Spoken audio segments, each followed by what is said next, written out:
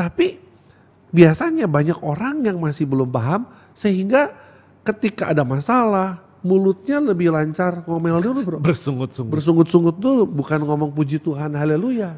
Apalagi kalau contoh tadi ya datang ke persekutuan doa, Betul. jangan bawa masalah, tinggalin. Jangan ada apanya tetapi apa adanya. Betul Dimana kita datang itu untuk memuji Tuhan. Tuh ini berarti gini, kita nggak boleh ya misalnya memuji karena mengharapkan sesuatu gitu. Ternyata memuji Tuhan itu bukan karena dipengaruhi suatu keadaan, Oke. tapi sebuah keputusan. Setiap orang bisa punya pandangan yang berbeda-beda, bahkan untuk satu hal yang sama. Bagaimana pandangan kita dalam kacamata iman Katolik terhadap fenomena yang terjadi di sekitar kita? Bersama dengan saya Maria Kristi Dan saya Christian Reynaldo dalam Persepsi, perbincangan rohani seputar sensasi.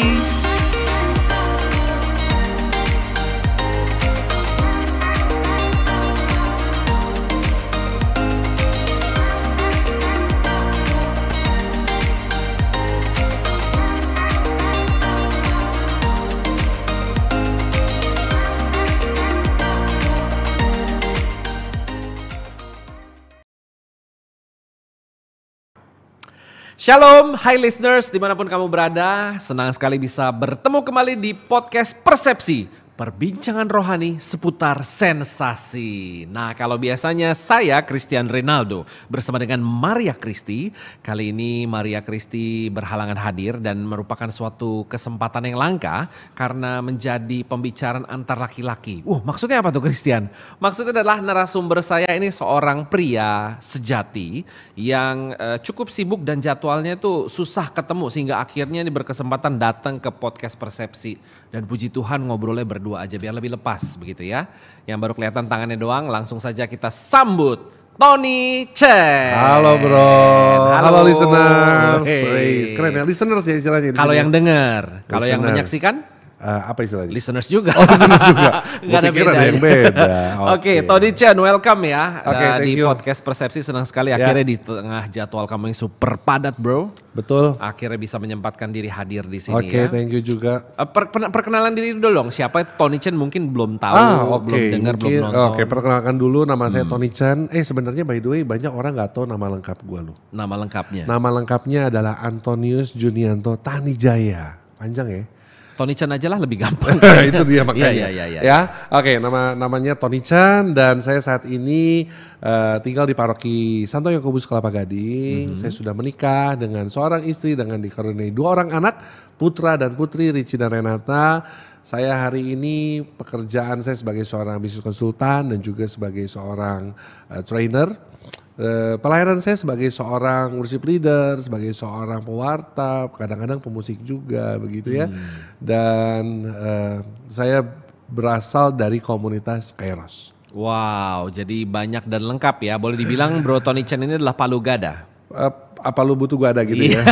Semuanya bisa. Bagus, memang itu yang kita cari di masa sekarang ini ya. Ya, Nah tapi kalau kalau begitu kita ya. berbicara mengenai poin pembahasan kita sebetulnya di Ya. episode podcast Persepsi kali ini adalah mengenai praise and worship. Harus begitu ya Ya, biar lebih Oke. menjiwai. Praise and worship. Nah, Oke. British banget kan British ya, banget. British Oke. banget. Praise and worship. Ya, Iya, gimana nih? Bro? Jadi praise and worship kan nggak tahu ya. Kalau saya terus terang pribadi sebagai seorang host baru mengenal praise and worship ini beberapa bulan terakhir dong. Oh, gitu Pernah ya. dengar sana Pernah sini sana dengar, sini. Tapi sebenarnya praise and worship itu apa sih? Oke, jadi praise and worship itu kan artinya saja pujian dan penyembahan ya. Puji itu terjemahan bahasa Terjemahan bahasa Indonesianya. Indonesianya. Tetapi yang lebih difokuskan di sini adalah bagaimana kita sungguh-sungguh memiliki suatu cara hidup memuji dan menyembah Tuhan. Jadi pujian dan penyembahan ini adalah bagian dari kehidupan kita sebagai orang-orang beriman, sebagai pengikut Kristus. Oh ya? Seharusnya seperti itu, Bro. Maksudnya why gitu? Kenapa harus praise and worship? Karena sebenarnya kita ini dilahirkan sebagai makhluk-makhluk pemuji dan penyembah Tuhan. Karena Tuhan memang menghendaki kita menjadi pemuji dan penyembah Tuhan, Bro. Apakah karena sesuai dengan lagu semua kembang bernyanyi Ya. riang? Ya betul juga, karena memang semua makhluk ciptaan Tuhan pada akhirnya harus menyembah Tuhan. Bahkan Yesus sendiri mengatakan di dalam Yohanes bab 4 ayat 23 dikatakan begini.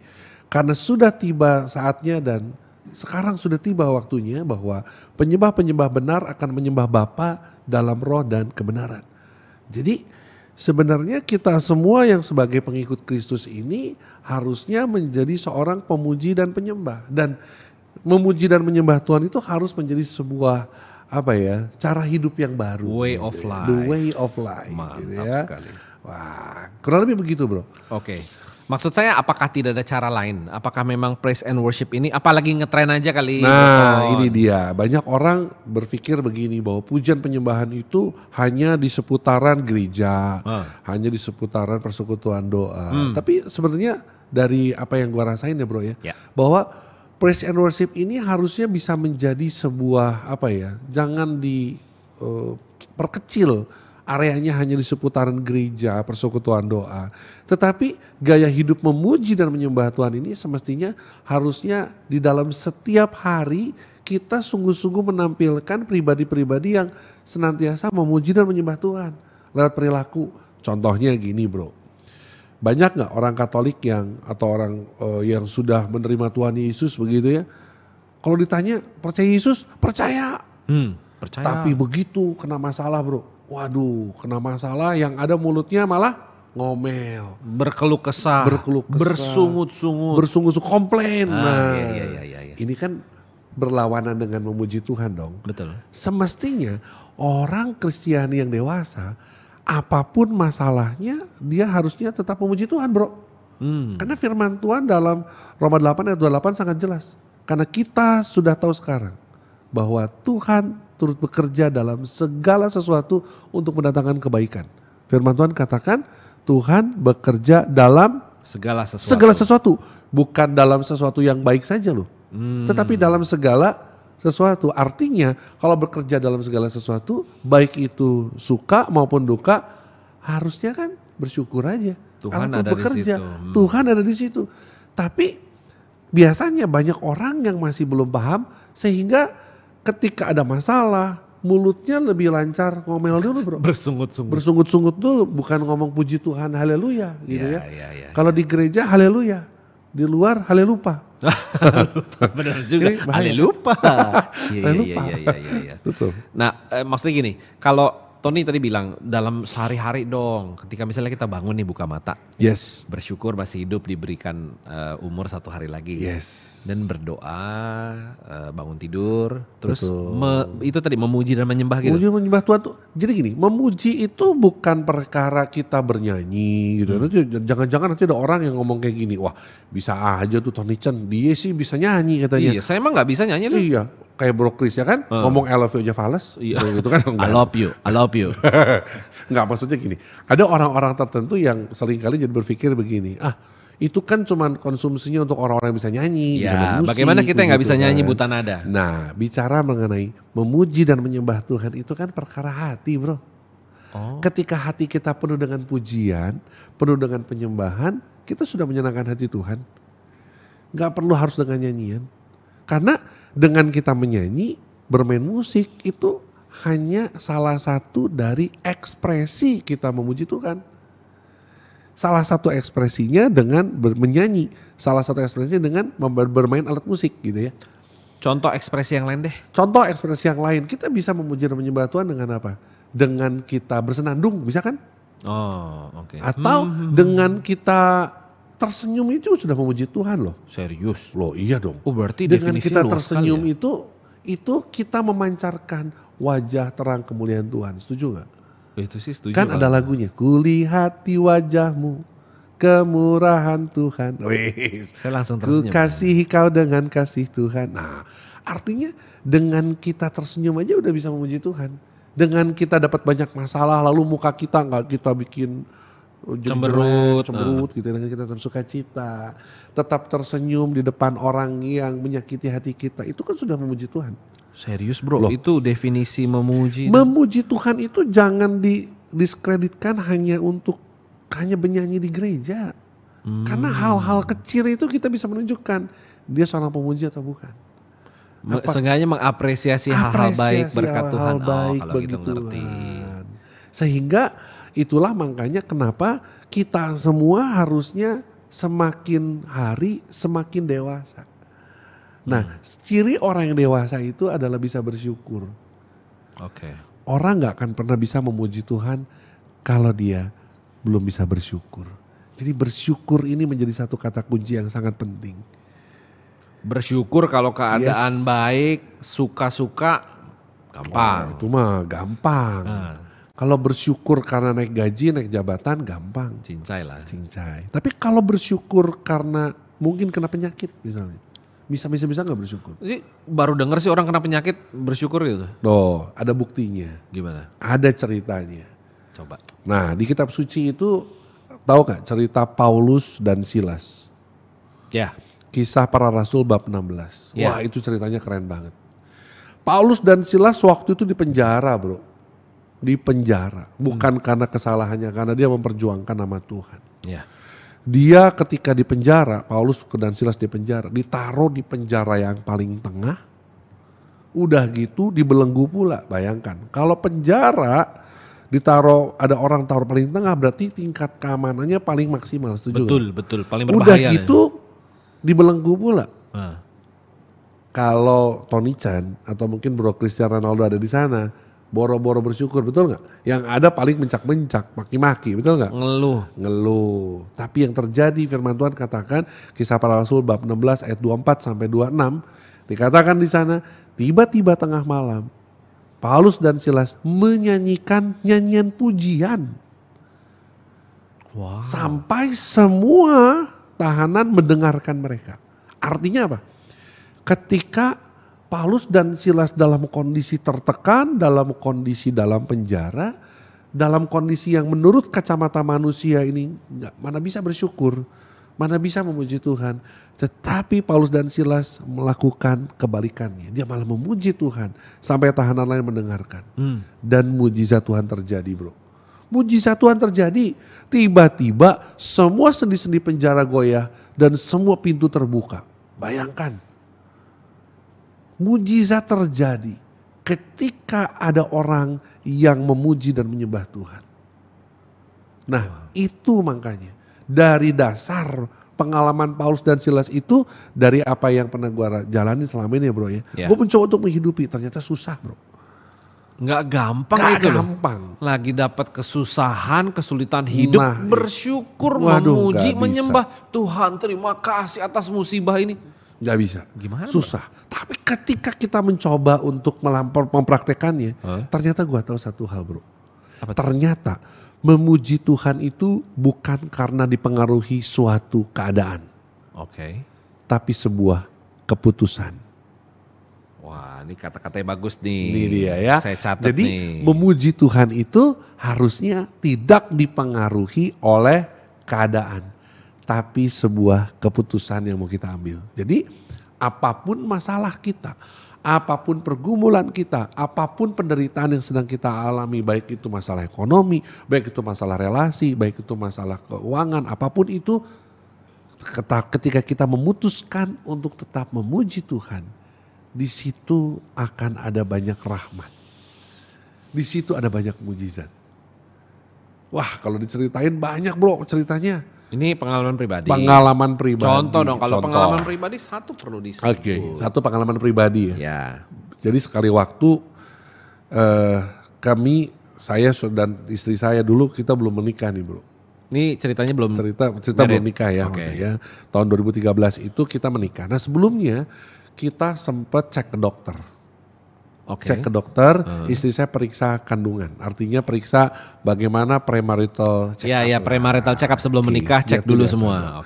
Dan ternyata istri saya menderita suatu penyakit yang namanya endometriosis. Akut, endometriosis akut. Jadi dan ada banyak miom. Nah, diprediksi akan sangat sulit sekali untuk hamil.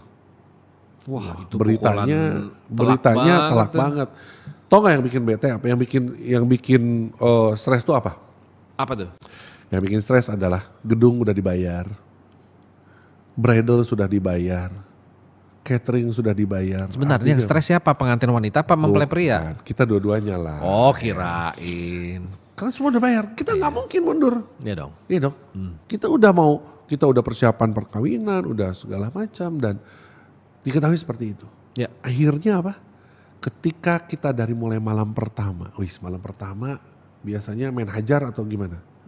Malam pertama Berdoa, kecapean biasanya. capek biasanya. Pagi pertama biasanya. Betul. Pagi pertama. Pagi pertama. Ini lucu ya. Oke. Biasanya kalau malam pertama itu kita capek. Kita capek dan kita berdoa, bro. Oh, oke. Yang kita lakukan berdoa. Jadi saya dan istri saya setiap malam kita berdoa. Berdoanya sambil memuji dan menyembah Tuhan. Lagunya lagu apa aja deh, pokoknya senyanyinya gitu ya. Muji dan menyembah Tuhan. Tahu apa yang terjadi, bro? 1 bulan kemudian tiba-tiba istri terlambat menstruasinya. Oke. Dan begitu dicek positif hamil. 1 bulan setelah merit. 1 bulan setelah merit. Padahal sebelum merit itu yang sudah bayar gedung apa segala macam, endometriosis akut. Sulit untuk hamil. Sulit untuk hamil. Tapi ternyata hamil. Nah begitu datang ke dokter harusnya sukacita dong, bro. Iya. Dokter mengatakan apa? Waduh, ini kamu bisa hamil mujizat. Tetapi akan sangat sulit melahirkan. Dikasih kabar gitu Kasih lagi. kabar gitu lagi. Ini sulit untuk lahir. Karena katanya nanti janin akan membesar. Miumnya juga akan membesar juga. Ya. Waduh, gimana dong ini? Akhirnya ya udah kita berdoa lagi. Jadi setiap malam kami memuji dan menyembah Tuhan. Puji Tuhan, istri saya juga pelayanan sebagai seorang singers. Jadi kita berdoa, ya kita pujian penyembahan lah setiap malam gitu ya. Ketika kita pujian penyembahan setiap malam, tidak ada yang mustahil bagi Tuhan. Wow, itu menarik sih. Akhirnya istri saya bisa melahirkan dengan normal lagi. Nggak ada kendala ya? Nggak ada kendala apapun. Bahkan kalau dihitung-hitung sampai sekarang udah 3 kali hamil. 2 yang jadi. 1 nggak jadi karena janin tidak bertumbuh berkembang. Oke. Nah, dari cerita itu, dari kisah perjalanan hidup saya dengan istri saya di dalam keluarga saya selalu semakin yakin bahwa memuji Tuhan itu bicara mengenai sebuah keputusan.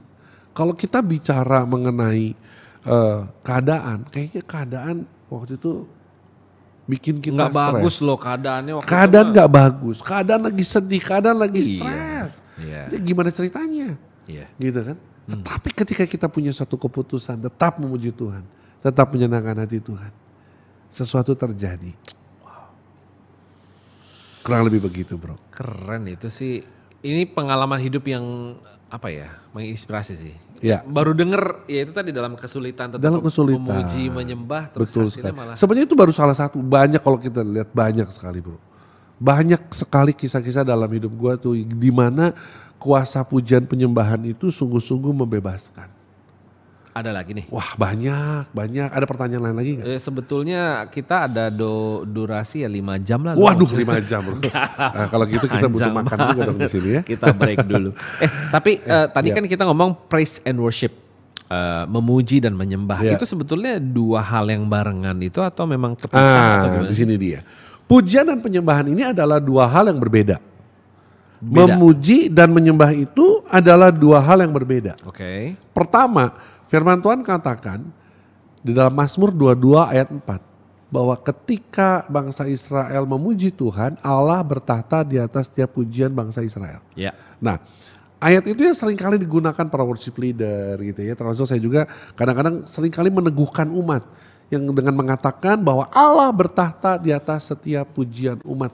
Mari kita memuji. Mari kita memuji Tuhan. Nah, jadi ketika kita memuji Tuhan, kita itu sedang menceritakan perbuatan tangan Tuhan. Kita tuh sedang menceritakan kuasa Tuhan. Makanya di dalam pujian itu kan lebih banyak Tuhan baik, Tuhan dahsyat, tangannya sungguh berkuasa, mujizatnya nyata gitu ya. Itu dengan kita memuji Tuhan. Nah, sedangkan penyembahan adalah respon Allah dari pujian kita. Artinya ketika kita setelah kita memuji Tuhan dan sampai ke surga gitu ya ibaratnya ya. Bahasa saya gini, pujian itu upload dari bawah. Upload ke bawah. Kita menaikkan sebuah pujian itu dari tempat kita memuji Tuhan, dari tempat persekutuan doa begitu ya. Kita memuji Tuhan ke atas. Di atas ada surga. Betul. Begitu sudah tembus surga, siapa yang bertahta di atas surga? Allah. Allah. maka Allah bertahta di atas pujian kita. Nah, ketika kita menyembah Tuhan, artinya apa? Kenapa kita menyembah Tuhan? Karena kita sudah satu frekuensi dengan surga. Konon katanya bro, di surga sana nanti kerjaan kita cuma memuji dan menyembah Tuhan. Nggak ada kerjaan lain. Nggak ada kerjaan lain. Mantap. Jadi makanya bro, kalau selama hidup di dunia ini suka memuji dan menyembah Tuhan, nanti masuk surga nggak kagok. Bro. Lancar ya? Lancar. Udah gladi bersih dulu seumur hidup. hidup. Udah biasa. Nah, ketika kita sudah menunaikan pujian kita dan ketika kita sudah satu frekuensi dengan surga, kita sama seperti penghuni surga lainnya. Kita menyembah Sang Raja. Nah, itu istilahnya download. Jadi ada upload, ada download. Ketika kita menyembah Tuhan, itu hadirat Tuhan. Itu yang kita butuhkan bro. Jadi makanya seringkali banyak orang katanya gini, saya datang ke persekutuan doa tapi gak ngerasain apa-apa. Why? Kenapa Why? gitu ya. Karena yang menjadi fokus adalah masalahnya. Oh. Karena yang menjadi fokus adalah kebutuhannya. Makanya saya seringkali bilang, jangan datang sama Tuhan, jangan memuji dan menyembah Tuhan dengan ada apanya. Tapi harus apa adanya. Beda tuh. Beda dong. Kalau ada apanya berarti ada sesuatu yang kita bawa. Ada sesuatu yang kita bawa nih sama Tuhan. Padahal Tuhan gak mau seperti itu. Tuhan tuh mau sebenarnya kerinduannya adalah kita itu sungguh-sungguh datang ke dalam hadirat Tuhan, memuji Tuhan, fokusnya sama Tuhan. Karena ketika kita fokus sama Tuhan dan ketika kita menyembahnya, ada hadirat Allah yang turun melingkupi kita dan Allah berperang menggantikan kita. Ada kuasa dalam pujian penyembahan. Contohnya tadi ingat Paulus dan Silas? Ya. Dia gak fokus sama penjara yang mengurungnya. Mereka berdua gak fokus sama belenggu di kakinya. Ya. Tapi yang mereka fokus adalah apa? Memuji dan menyembah Tuhan. Ketika ada orang yang fokus memuji dan menyembah Tuhan, tanpa mikirin penyakitnya, tanpa mikirin masalahnya, percaya ada sesuatu yang terjadi. Mujizat. Wow. Gitu, itu dalam sih kalau kayak gitu. Tapi berbicara mengenai praise and worship.